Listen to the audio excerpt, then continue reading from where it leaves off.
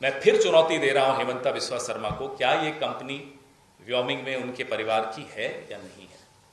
जवाब नहीं आया। वैसे यहां की बातें सारी सुन ली होंगी आपने। व्योमिंग में ये कंपनी उनके परिवार की है या नहीं है, ये मैं फिर पूछ रहा हूं। और हम ये जानना चाहते हैं, ये कंपनी खोलने के लिए केवाईसी क्या दिया आपने?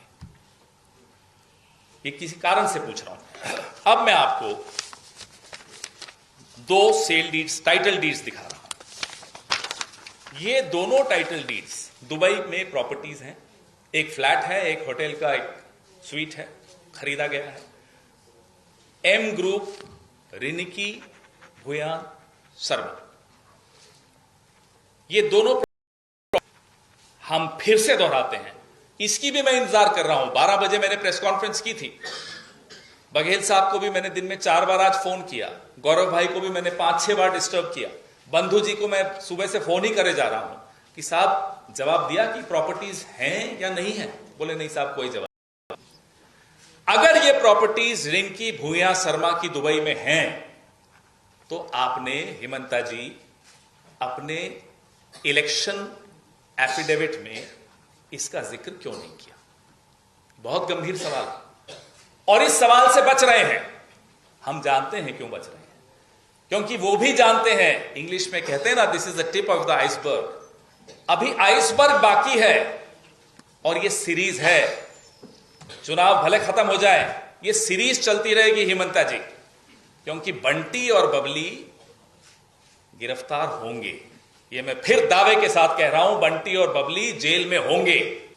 अब वो केवाईसी इन्होंने खुद बनाई, सरकारी है, ये भी जवाब वही देंगे, हम तो नहीं देंगे।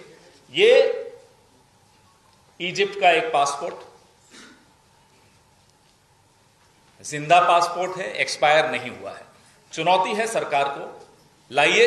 अगर ये फेक है तो क्या ये केवाईसी में फेक डॉक्यूमेंट लगाए उन्होंने? जवाब दें। आपने जो कागज लगाए केवाईसी में, वही कागज हमारे पास हैं और भी बहुत कुछ है। ऐसा नहीं कि यही है, भंडार है कागजों का, चिंता मत कीजिए। आप करिए ना केस, चुनौती देकर जा रहे हैं, गुवाहाटी में बैठकर चुनौती दे रहे हैं, करिए केस। 48 घंटे भी क्यों इंतजार कर रहे हैं? आज रात को करिए, खुलवाइए कोर्ट। आपकी तो बहुत चलती है, सुना, कौन रोक रहा है? दूसरा, एंटीगुआ एंड बारबुदा, मैंने तो इस देश का नाम 1-2 बार ही सुना था। वहां मैंने सुना है कि पासपोर्ट बनाना बड़ा आसान होता है, जेब भरी हुई होनी चाहिए। ये एक और पासपोर्ट है और ये पासपोर्ट भी जिंदा है। मैं 3 पासपोर्ट किसी कारण से कह रहा हूं। मैं ये मानना चाहता हूं, हम सब ये मानना चाहते हैं कि हिंदुस्तान का भी पासपोर्ट होगा उनके पास। अगर है तो साहब, हिंदुस्तान दोहरी नागरिकता को गैर कानूनी मानता है। Dual citizenship is illegal in India as per law, as per Indian law. तो आप बताइए कि आप इंडियन नेशनल हैं या नहीं है रिंकी जी? अगर हैं तो आपके पास 3 पासपोर्ट हैं, और अगर आप नहीं हैं, बहुत बढ़िया, फिर आपके पास 2 ही पासपोर्ट होंगे। और भी पासपोर्ट निकल सकते हैं। और अगर रिनिकी जी के पास 2 या 3 पासपोर्ट हैं, एक गोल्डन वीजा है, तो क्या यह सवाल जायज नहीं होगा कि हेमंता जी आपके कितने पासपोर्ट हैं? क्या आपके परिवार के बाकी सदस्यों के भी कोई पासपोर्ट्स हैं?